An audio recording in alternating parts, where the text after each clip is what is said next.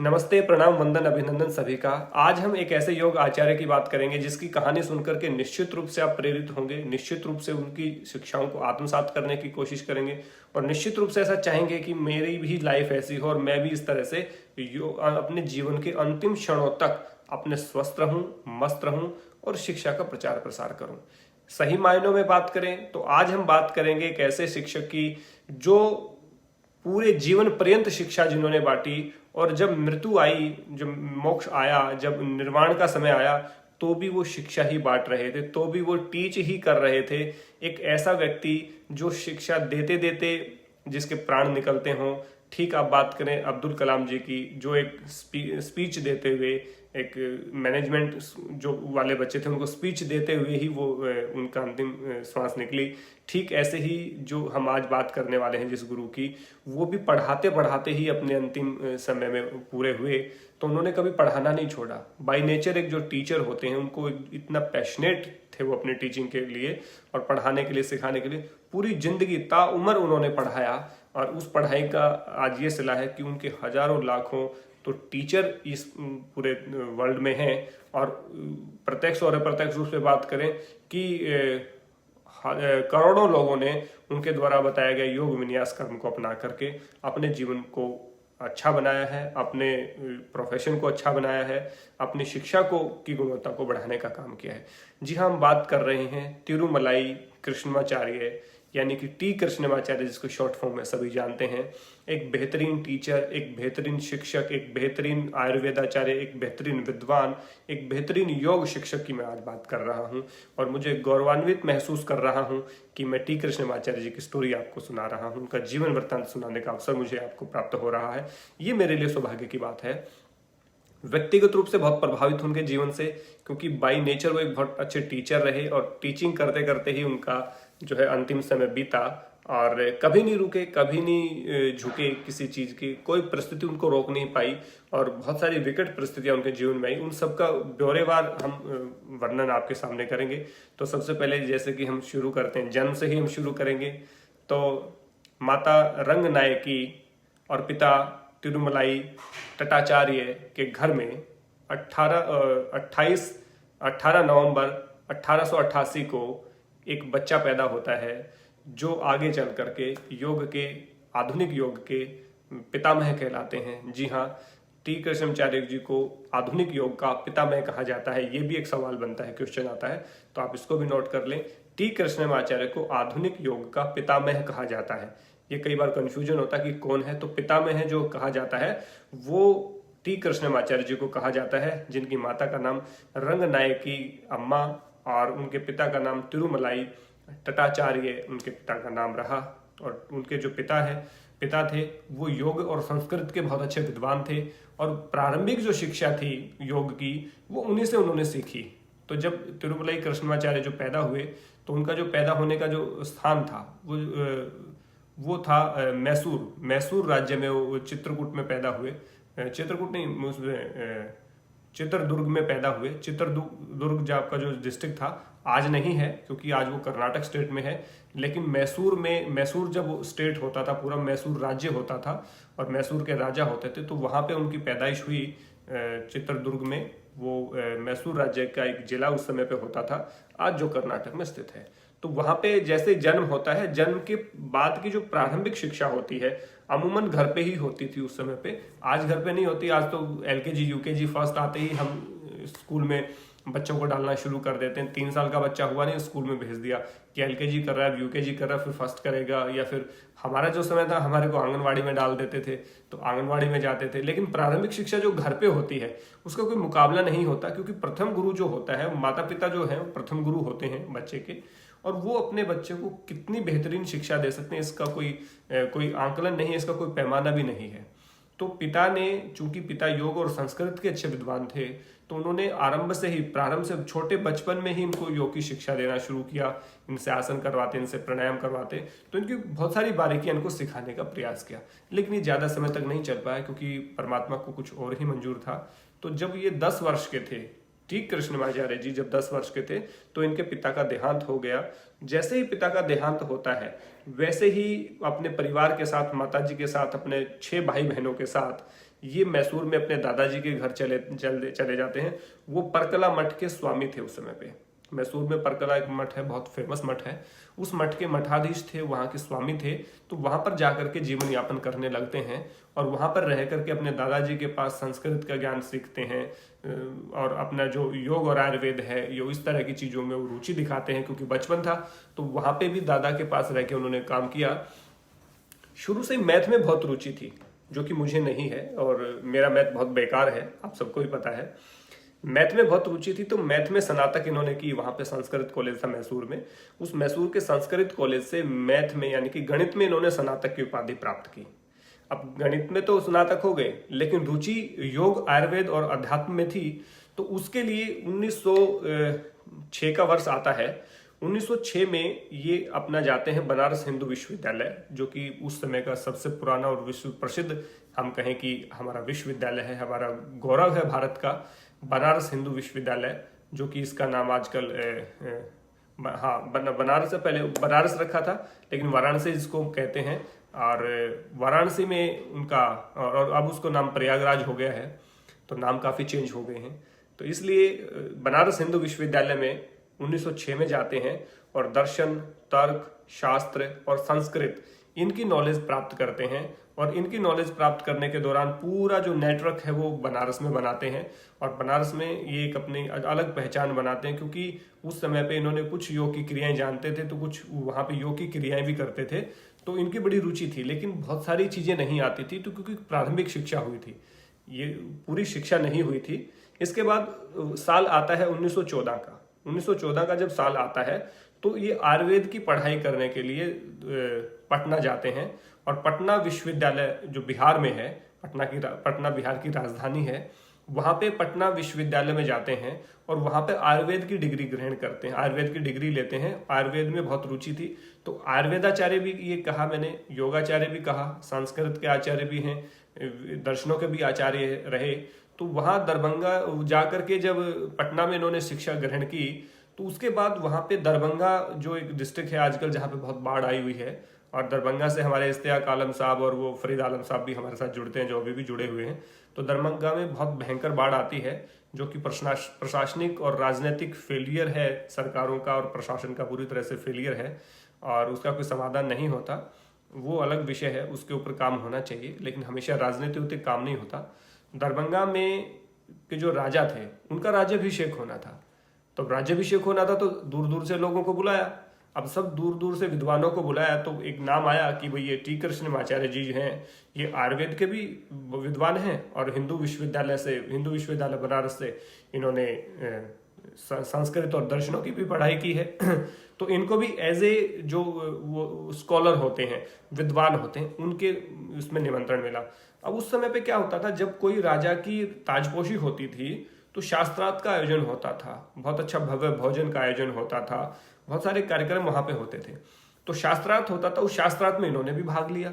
तो उनका जो पंडित था, उनका जो विद्वान था, जो दरभंगा जो स्टेट का जो मुख्य जो वो था, पुरोहित था, उसको इन्होंने शास्त्रार्थ में हराया। और हराने के बाद जो दरभंगा के जो नवनियुक्त जो राजा थे, उन्होंने इनको सम्मान दिया और इनको पारितोषिक दिया और इनको अच्छे से इनका मान सम्मान किया। इसी दौरान बाबू भगवान दास जी से इनकी मुलाकात होती है, और बाबू भगवान दास जी जो थे वो योग के अच्छे स्कॉलर थे, अच्छे विद्वान थे।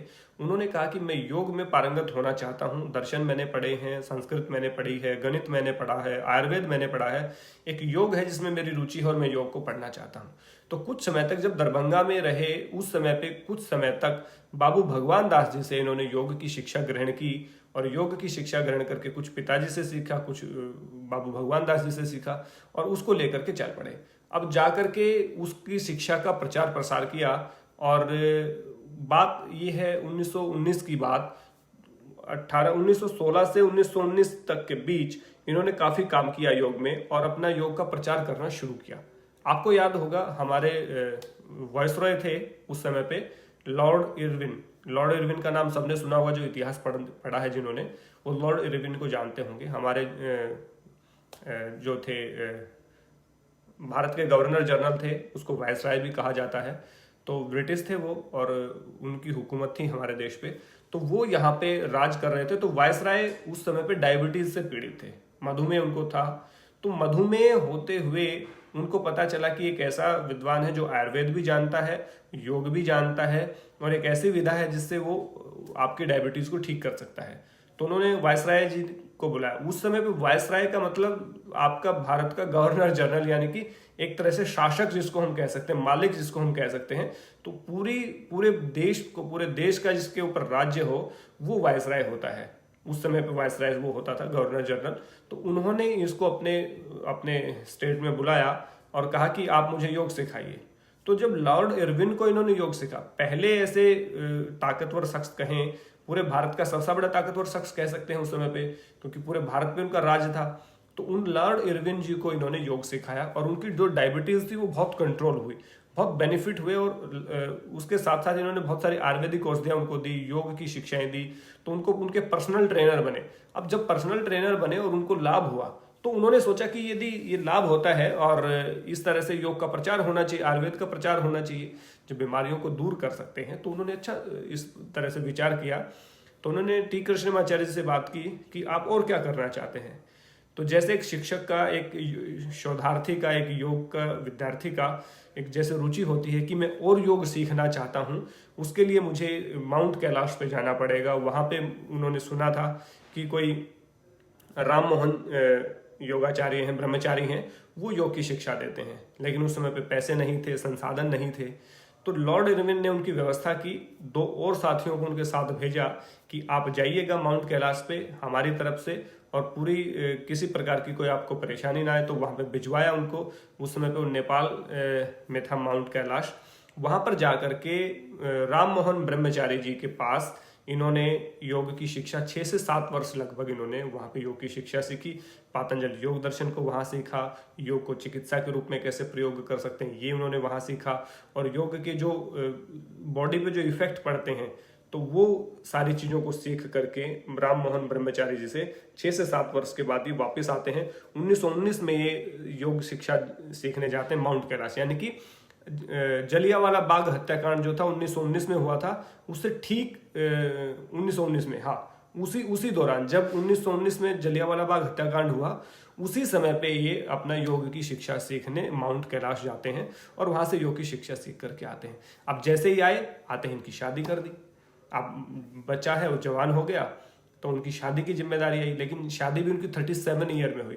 मुझे लगता है 37 होगा 1888 से लेकर के, यदि आप 1925 देखेंगे तो 25 ये और 26 27 और हाँ 37 ईयर की उम्र में, यानी कि मेरे से बड़े थे तब हुई शादी। यानी कि मेरे ऊपर कोई प्रेशर नहीं है इसका मतलब।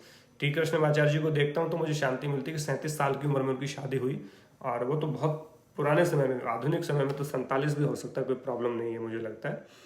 तो मैं आधार बना के रखता हूँ टी कृष्णमाचार्य जी को। तो 37 साल की उम्र में इनकी शादी होती है नामागिरी अम्मा नाम की लड़की से। और जैसे ही शादी होती है तो सबको पता कि प्रेशर होता है माइंड पे कि अब शादी हो गई तो अब 1 पेट था, अब 2 पेट हो गए हैं, तो इनको कैसे इनका गुजारा करें। उसके काम के लिए इन्होंने कुछ समय के लिए कॉफी बागान में भी काम किया, लगभग 8-9 महीने 10 महीने तक एक कॉफी बागान था वहाँ पे काम किया। तो काम करने में कोई परेशानी नहीं थी, हर तरह का काम इन्होंने किया। लेकिन वैसे ही जब उनकी जो प्रसिद्धि थी, लॉर्ड इरविन ने उनको भेजा, तो इनकी जो प्रसिद्धि थी वो कहीं कहीं मेन लोगों के पास थी। उसी समय पे जो मैसूर के राजा थे कृष्णराज जो वाडियार थे, वो चतुर्थ यानी कि चौथे नंबर पे जो थे, तो उनका नाम कृष्णराज वाडियार चतुर्थ उनको हम कहेंगे, जो मैसूर के राजा थे। तो मैसूर के राजा ने उनको अपने मैसूर प्लेस में उनको आमंत्रित किया। उस समय पे उनको 1926 का साल था, तो 1926 के साल में उनको मैसूर प्लेस का योग शिक्षक नियुक्त किया। ये मैं कहूँ सबसे बड़ी नियुक्ति कहें तो इसको अतिशोक्ति नहीं होगी कि एक योग की पहली नियुक्ति भी कहें तो भी अतिशोक्ति नहीं है। एक ऐसे व्यक्ति को राज पैलेस में बुला करके पूरे राज पैलेस का ही आपको योग शिक्षक नियुक्त किया कि वहाँ जितने भी वो उनके जो परिवार के सदस्य हैं, राज परिवार की जो फैमिली है, बच्चे हैं, महिलाएं हैं, बुजुर्ग हैं, उन सबको योग की शिक्षा आपने देनी है और वहीं पे इनको रहने के लिए व्यवस्था दी और आप यहीं रहिए और हमारे को योग सिखाइए। तो पहली सबसे बड़ी उत्कृष्ट उपलब्धि आप कहें योग में तो इसमें कोई अतिशयोक्ति नहीं है।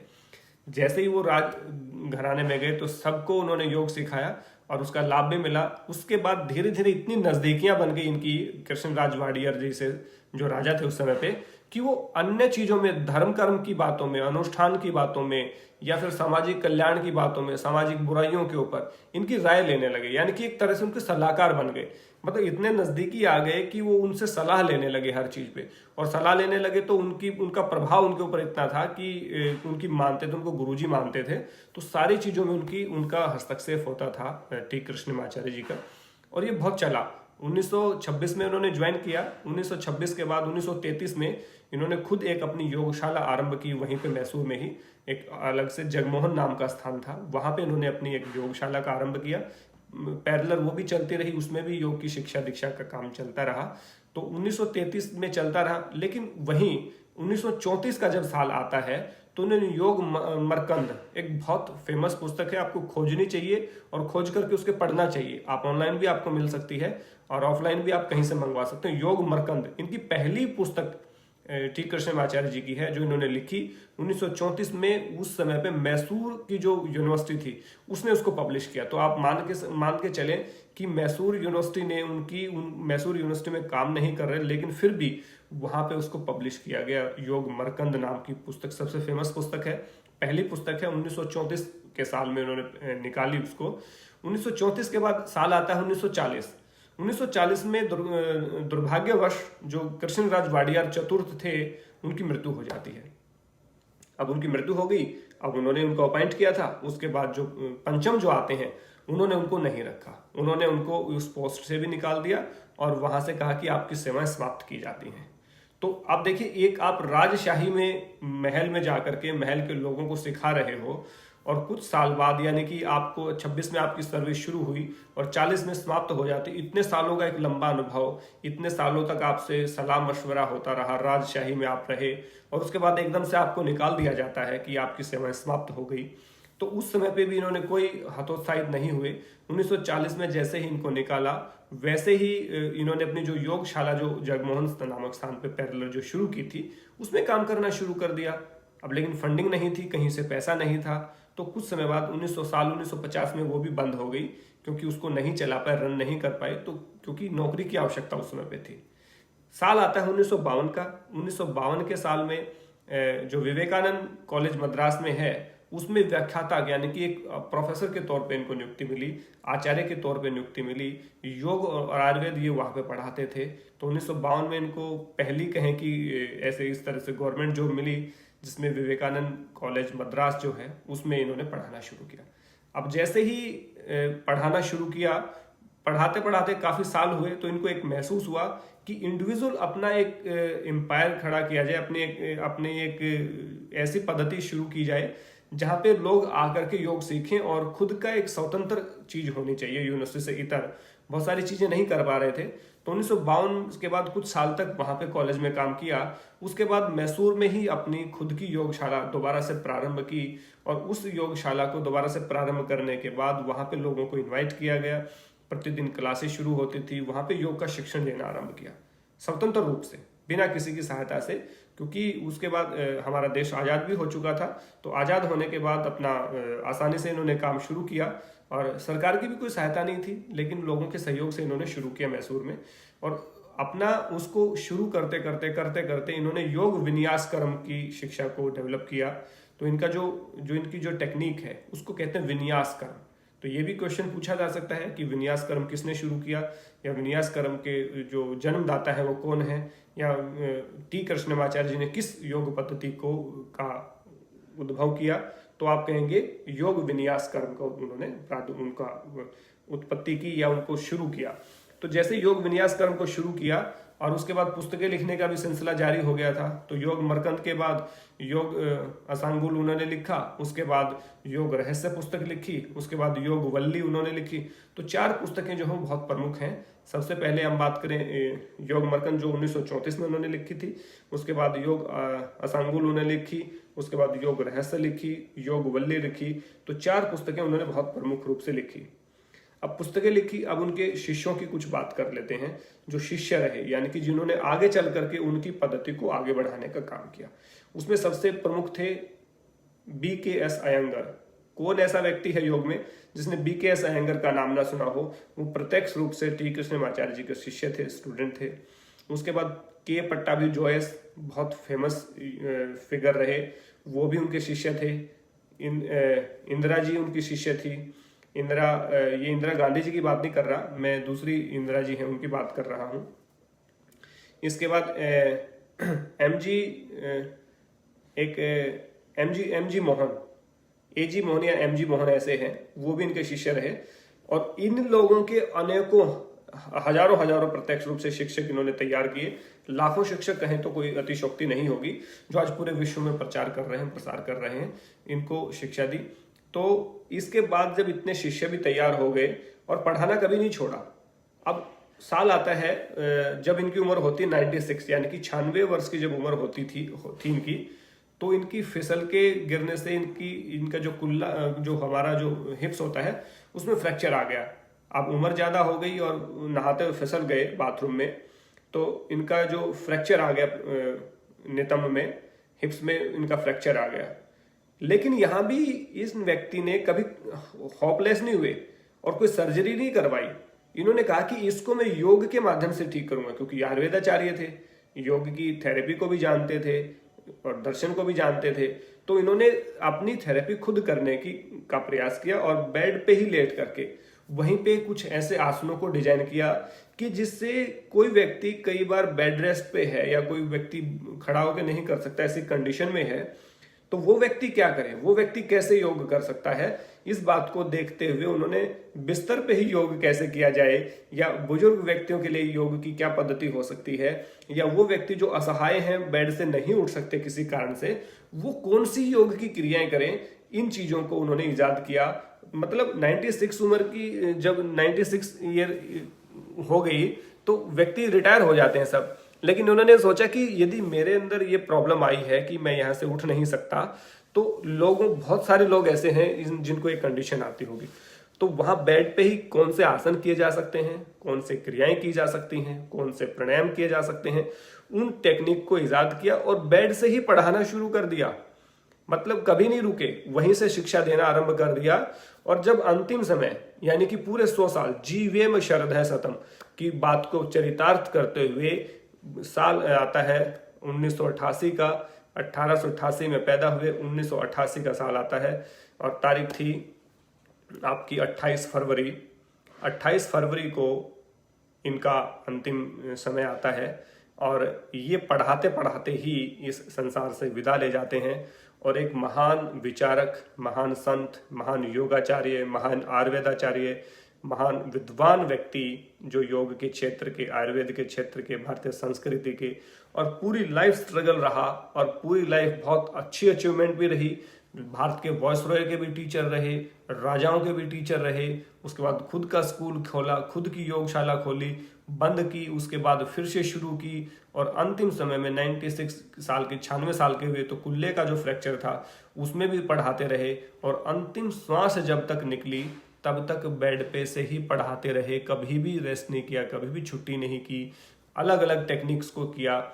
योग विन्यास कर्म को इन्होंने शुरू किया, 4 पुस्तकों का इन्होंने शुरू किया। इनके बेटे भी बहुत अच्छे योगा टीचर रहे और इन्होंने पूरा, आप देखें, पूरा योग के क्षेत्र में अनेकों विद्वानों को, अनेकों योग के आचार्यों को पैदा किया और उनके माध्यम से आज लाखों करोड़ लोग लाभान्वित हो रहे हैं। ऐसे महान शख्स की हमने आज कहानी सुनी, उनका जीवन चरित्र सुना, जो 18 नवंबर 1888 से शुरू होकर के 28 फरवरी 1988 तक 100 साल तक जीते रहे, जीवेम शरदः शतम्, और कर्म करते रहे।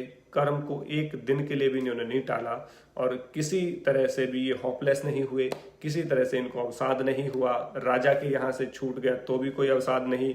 लॉर्ड इरविन जो वायसराय को कोई का टीचर हो और उसके बाद तो हम यहाँ आज किसी MLA के टीचर हो जाएं, MP के टीचर हो जाएं या मंत्री के टीचर हो जाएं तो हम अपने आप को फन्ने खा समझने लगते हैं और कहते हैं कि हम तो पूर्ण ज्ञानी हैं। लेकिन उन्होंने लॉर्ड इरविन को कहा कि मैं कुछ और शिक्षा ग्रहण करना चाहता हूँ। ये होती है उत्सुकता। टीचर वही होता है जो सीखने का भाव हमेशा रखे, तो सीखने का भाव था। नहीं तो लॉर्ड इरविन वायसराय था, हमारे गवर्नर जनरल भारत का, उसको छोड़ के क्यों जाएगा? वहां से सारी चीजें कर सकता था, ठाट बाट रह सकते थे, लेकिन वहां से भी सीखने के लिए 6 से 7 साल ये हिमालय में गए, माउंट कैलाश पे गए और वहां सीख करके आए।